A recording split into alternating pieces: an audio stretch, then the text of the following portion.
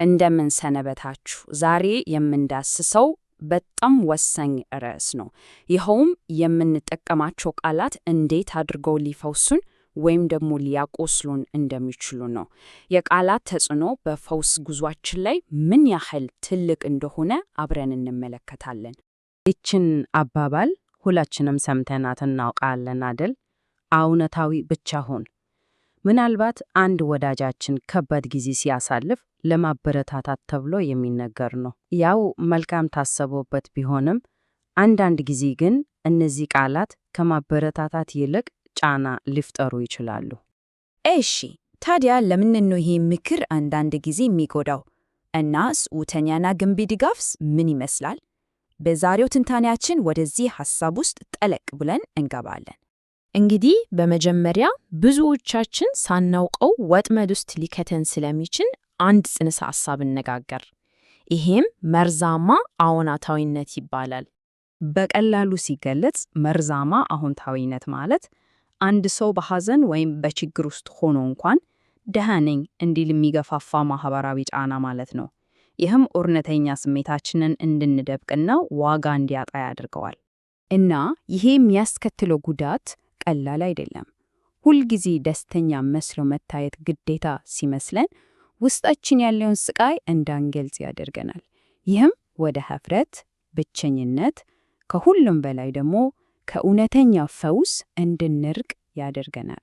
እሺ፣ ታዲያ የተሻለው አማራጭ ምንድን ነው? መልሱ ያለው ስሜትን ከመካድና ከማፈን ወጥቶ ዕውቅና ወደ መስጠት መሸጋገር ላይ ነው። እስቲ ይህንን በተግባር እንመልከት። እዚህ ላይ ያለውን ልዩነት በጣም ግልጽ ነው።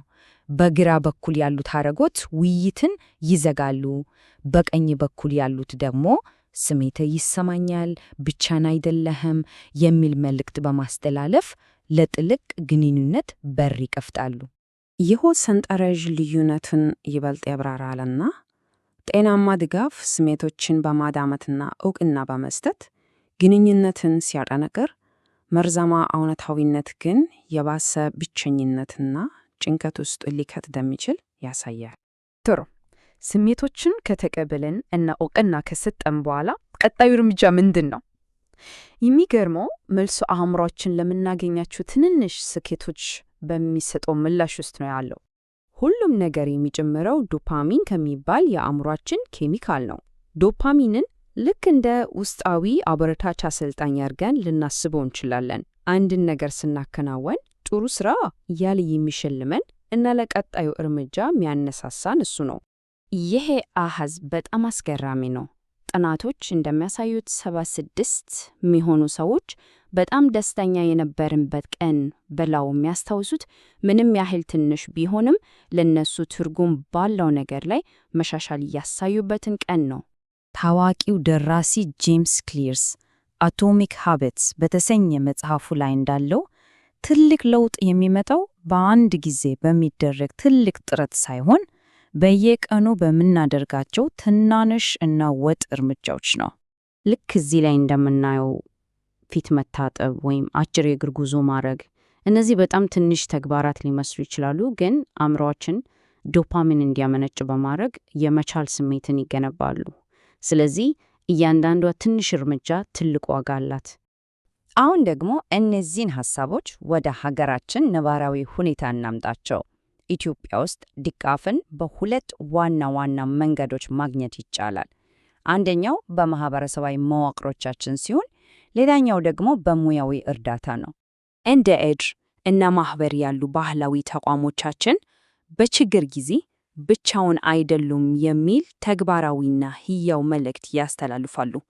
ይህም ጥልቅ የሆነ የማህበረሰብ አንድነት ስሜት በመፍጠር ለስነ ልቦና ጤንነታችን እንደ ትልቅ ምሰሶ ያገለግላሉ። ከማህበረሰባዊ ድጋፍ በተጨማሪ ደግሞ ሙያዊ እርዳታ ለሚፈልጉ ሰዎች አማራጮቹ እየተስፋፉ ነው። እንደ አማኑኤል ሆስፒታል ያሉ አንጋፋ ተቋማት እና እንደ አብሮት ያሉ አዲስ ማዕከላትም እርዳታ ለመስጠት ዝግጁ ናቸው። ይሄ ውብ የኢትዮጵያ ምሳሌያዊ አነጋገር ልክ እንደ ፈውስ ጉዞ በትዕግስትና ወጥ በሆኑ ትናንሽ እርምጃዎች ትልቅ ፈተናዎችን ማለፍ እንደሚቻል ነው የሚያስታውሰን።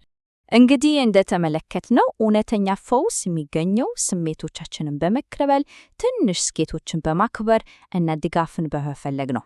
ይህንን ከግምት ውስጥ ስናስገባ ዛሬ ልናከብረው የምንችለው አንድ ትንሽ ስኬት ምንድን ነው? እስቲ እያንዳንዳችን ይህንን ጥያቄ ለራሳችን እንጠይቅ።